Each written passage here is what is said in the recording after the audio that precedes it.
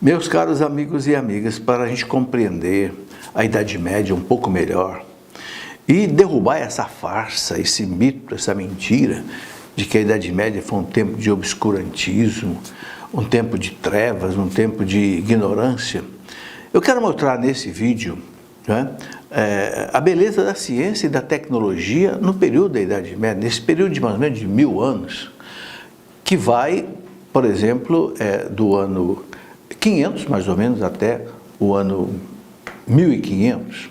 Foram 1000 anos em que a Idade Média preparou todo o desenvolvimento da Idade Moderna e depois contemporânea, ok?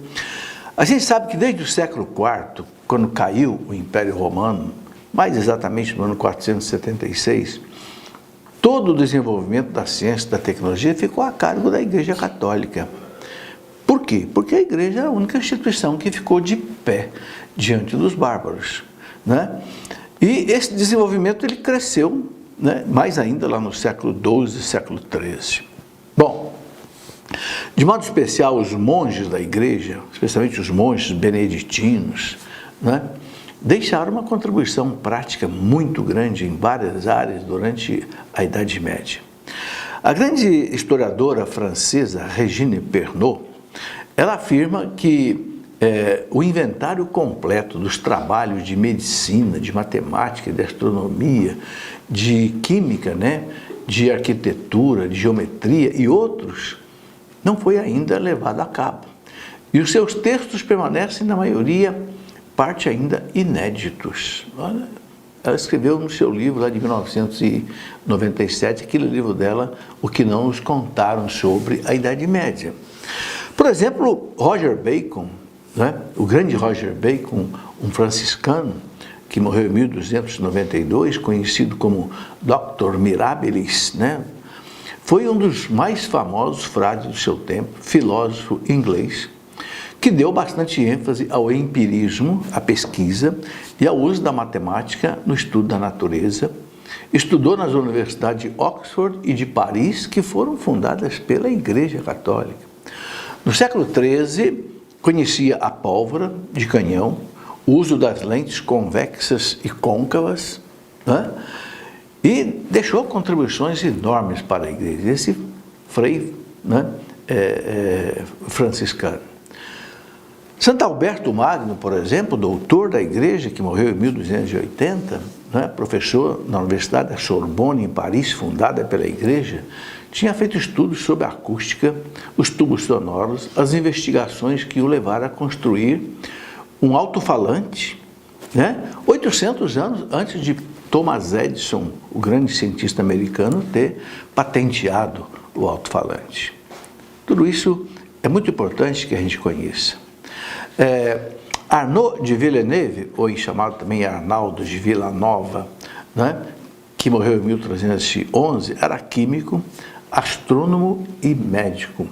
Ensinava na Universidade de Medicina de Montpellier, na França. Ele descobriu o álcool, o ácido sulfúrico, o ácido clorídrico e o ácido azótico. Veja, esse homem é da Igreja, desde aí do século XIII. Né? Bom, ainda nós temos um outro famoso, Raymond Lully, ou Raimundo Lúlio, que morreu em 1316, foi o mais importante escritor, filósofo, poeta, missionário e teólogo da língua catalã, né? E dominava o árabe e dominava o latim. Veja a capacidade desses homens da Igreja aí, né, no século XII e XIII. Ele é beato da Igreja Católica, é uma das figuras mais fascinantes e avançadas dos campos espiritual, teológico e também de literário da Idade Média.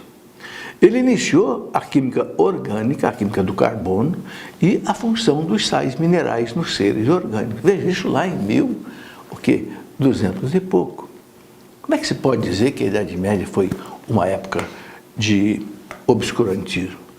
O grande Grosseteste, que morreu em 1253, que era professor na Universidade de Oxford, foi político, filósofo, escolástico, teólogo, cientista e bispo de Lincoln, o grande bispo de Lincoln na Inglaterra, Grosseteste. Ele foi a figura central do importante movimento intelectual da primeira metade do século XIII na Inglaterra. onde havia um grande desenvolvimento da matemática. E foi professor de Roger Bacon, o grande cientista franciscano que nós tivemos. Então você está vendo aí figuras maravilhosas de cientistas, homens da igreja na Idade Média. O rei Afonso da Espanha e também o imperador Frederico II da Alemanha e outros soberanos, eles mantinham nas suas cortes, assim como também Carlos Magno tinha lá por volta do ano 800, um conjunto de sábios, né? Geógrafos, físicos, alquimistas, assim como filósofos e poetas, e as investigações apaixonavam esses sábios, muito mais do que hoje. Sabe, é uma coisa desconhecida sobre a Idade Média. Por exemplo, as descobertas geográficas na Idade Média foram muitas, o que proporcionou as navegações ao Novo Mundo. Por Cristóvão Colombo, por exemplo, em 1492, as viagens dos portugueses para o Brasil em 1500, para a Índia, né, e para outros lugares. Quer dizer, desde o século XII, né, Benjamim de Toledo, na Espanha, ele já tinha ido até as Índias, e 100 anos mais tarde, Odéric de Pordenone chegou ao Tibete. As grandes viagens de Marco Polo, por exemplo, Marco Polo morreu em 1324, que ele era de Veneza, né, bastam para dar uma ideia da atividade desenvolvida nesta época para a descoberta da Terra. Foi isso que facilitou, inclusive, as cruzadas. Aqueles 600 mil homens poderem sair ali da Europa Central e chegar até o Oriente Médio, né? Porque com isso tudo, com esse desenvolvimento, né, de navegações, foi possível acontecer essa chegada até a Idade Média, até o Oriente Médio. Bom, uma das grandes contribuições dos monges, meus irmãos, na Idade Média foi na agricultura, né? Um historiador moderno, Henry Goodell, que foi presidente da Faculdade de Agricultura de Massachusetts, nos Estados Unidos, no começo do século XX, ele falando da contribuição desses monges na agricultura, ele disse o seguinte: o trabalho desses grandes monges durante um período de 1500 anos, olha, ele está falando de 1500 anos, foi enorme. Eles salvaram a agricultura quando ninguém mais poderia fazê-lo. Eles praticavam sob uma vida nova e novas condições, quando ninguém mais podia cuidar. Veja, eu estou falando de um historiador do começo do século XX, Henry Goodell, americano, dando um testemunho de que durante 1500 anos, ou seja, provavelmente lá, desde o ano 300, mais ou menos, esses monges foram os responsáveis por todo o desenvolvimento agrícola da Europa. Ele continua dizendo assim que nós devemos a restauração da agricultura de uma grande parte da Europa aos monges. Sempre que eles chegavam em algum lugar, convertiam o deserto em um campo cultivado, desenvolviam a pecuária e a agricultura, trabalhando com as próprias mãos, drenando pântanos que não serviam para nada, né? E por eles a Alemanha se transformou num frutuoso país. Veja o que a igreja na Idade Média fez. Os historiadores modernos, eles estão mostrando que cada mosteiro beneditino, por exemplo, que começaram lá por volta do ano 400, o ano 500, ele tinha um centro de ensino de agricultura para toda a região onde ele estava localizado. As pessoas vinham aos mosteiros beneditinos aprender agricultura, que os bárbaros não sabiam nada de agricultura, eles eram nômades. Por exemplo, o historiador francês François Guizot, lá do século XIX, que não era nada simpático à Igreja Católica, o François Guizot, ele diz o seguinte: os monges beneditinos foram os agriculturistas da Europa. Eles desenvolveram a agricultura em larga escala, associando a agricultura com a oração. Era o lema de São Bento, ora et labora. Trabalhava na agricultura e rezavam, né? O trabalho pesado da agricultura era para os monges uma maneira, inclusive, de santificação, né, e penitência, e por isso não fugiam desse trabalho. Eles enfrentavam as pestes, que às vezes nos pegavam nos pântanos, né, pântanos sem valor, como um desafio. Isso transformava em terra de valor, terra cultivada, né? Um grande historiador dos monges no século XIX foi o chamado Montalembert. E Montalembert escreveu livros sobre o trabalho dos monges. Ele diz, por exemplo, o seguinte: é impossível esquecer o uso que eles fizeram de tantos distritos incultivados e inabitados, cobertos de florestas ou cercados de pântanos. Está aí, ó. Embora eles abrissem clareiras nas florestas para habitação humana e uso, eles tinham o cuidado de plantar árvores e cultivar florestas quando possíveis. Quer dizer, já cuidavam, né, do meio ambiente naquele tempo. Montalembert diz assim, que onde os monges chegavam, introduziam as plantações, as indústrias e métodos novos de produção não familiares. Criação de gado, criação de cavalo, produção de cerveja, cultivo de abelhas, cultivo de frutas. Na Suíça, por exemplo, introduziram a cultura do milho. Em Parma, a fabricação de queijo. Na Irlanda, criação de salmão. E em muitos lugares, o cultivo de uvas. Coletavam a água das fontes para distribuí-las, né, no tempo de seca. E os camponeses aprenderam com os monges a irrigação do solo. Veja, a igreja foi a mentora do desenvolvimento da Europa nesses 1000 anos. Eles trabalhavam o minério de ferro, usavam a cinza dos fornos como fertilizante, por causa da grande concentração que a cinza tem de potássio, que é muito bom para a agricultura. Ou seja, a Idade Média cristã introduziu também a máquina na Europa em larga escala. Os monges trabalhavam na mineração do sal, no cultivo do chumbo, do ferro, do alumínio, o uso do mármore, o vidro. Fizeram pratos de metal e não havia atividades que não tivessem criatividade, espírito de pesquisa. E o seu know-how se espalhou por toda a Europa. Por que se espalhou por toda a Europa? Porque nós tínhamos muitos mosteiros, por exemplo, de São Bento espalhados na Europa inteira. Os mosteiros de Cluny, né? Os mosteiros de Cister, eles se espalhavam pela Europa. Então, esses monges foram pioneiros na produção, por exemplo, de vinho, que usavam para a celebração da missa e também para o consumo, não é que a regra de São Bento, inclusive, permitia. A descoberta da champanhe, por exemplo, foi feita por um monge beneditino, Dom Perignon, da abadia de São Pedro. Veja, a champanhe. Ele cuidava da adega da abadia, em 1688, e desenvolveu a champanhe através da experimentação com mistura de vinhos. E o mesmo processo é usado ainda hoje. Vejam bem, né? Bom, o grande historiador americano Thomas Woods, que escreveu aquele livro famoso, né? Como a Igreja Católica construiu a civilização ocidental. Thomas Woods é professor da Universidade dos Estados Unidos, né? Então, ele diz assim, é difícil encontrar algum grupo em algum lugar do mundo cuja contribuição foi tão variada, tão significativa e tão indispensável como aquelas dos monges da Igreja Católica. No Ocidente, durante um tempo de perturbações e desespero generalizado, que foi o tempo dos bárbaros, que a Europa, podemos dizer, aí, dos anos 400 até o ano 1600 anos aí, que teve que enfrentar os bárbaros, né? E ensinar para eles tudo, né?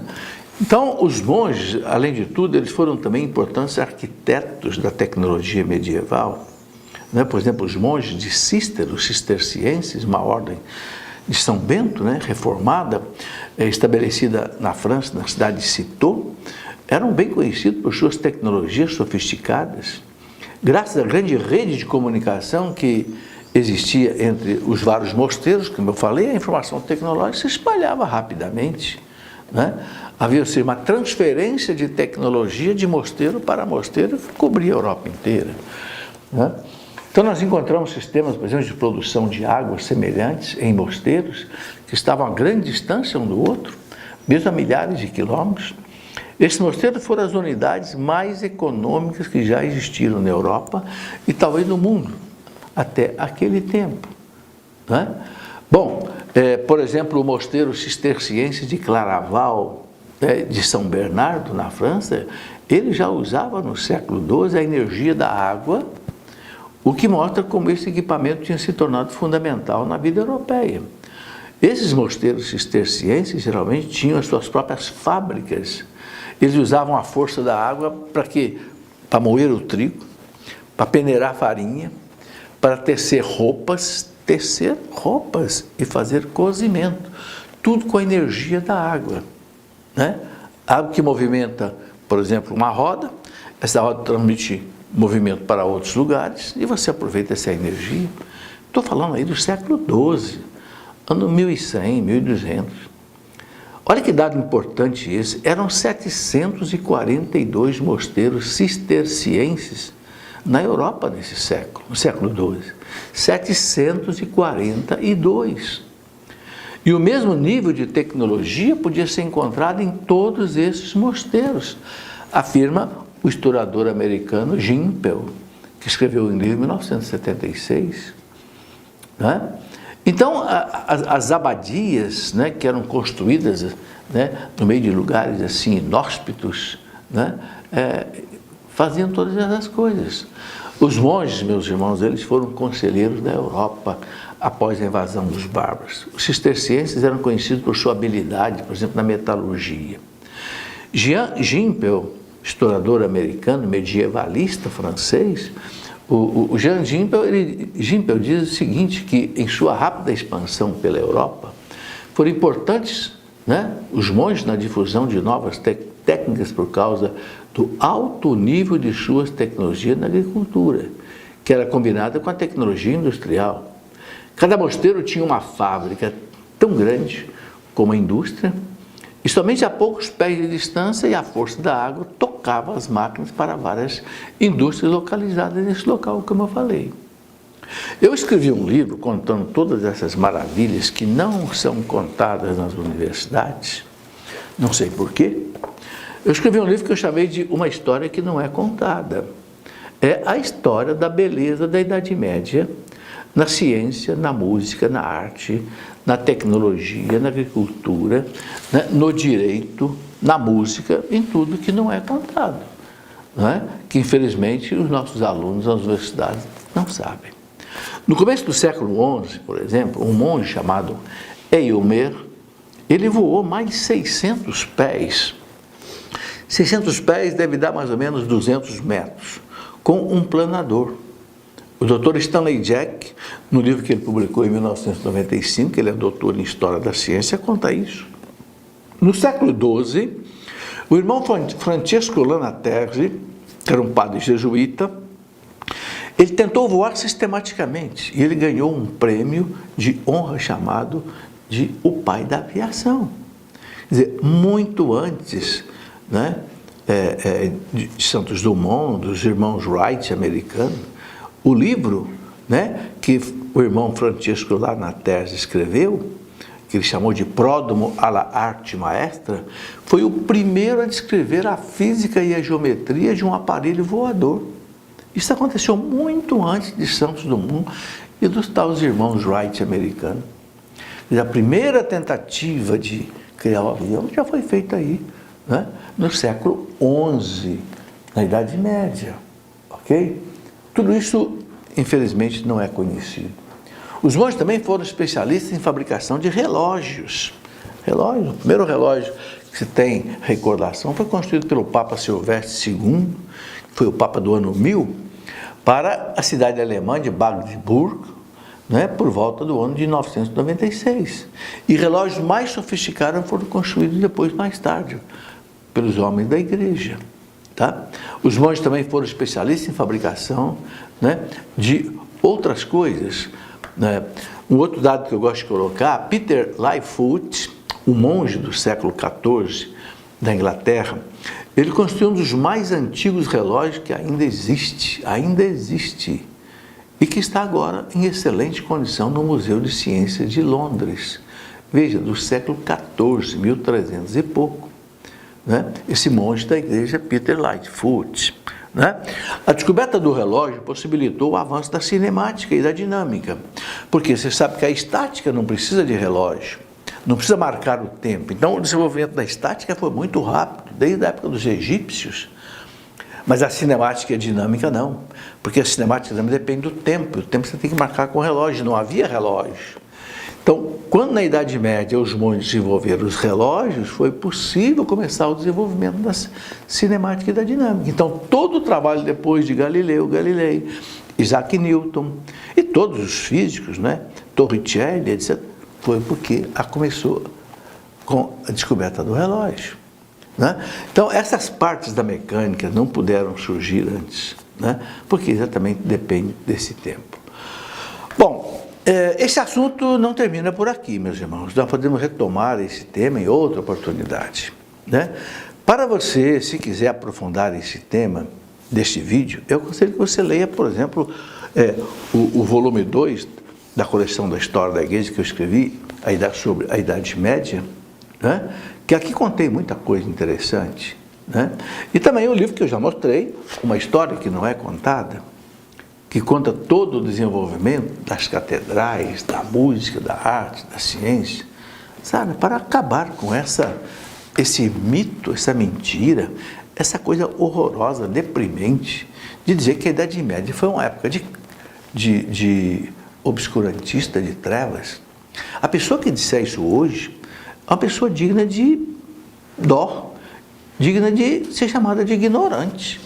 Porque o que nós conhecemos hoje da Idade Média, né, mostra que não é nada disso que tem se colocado.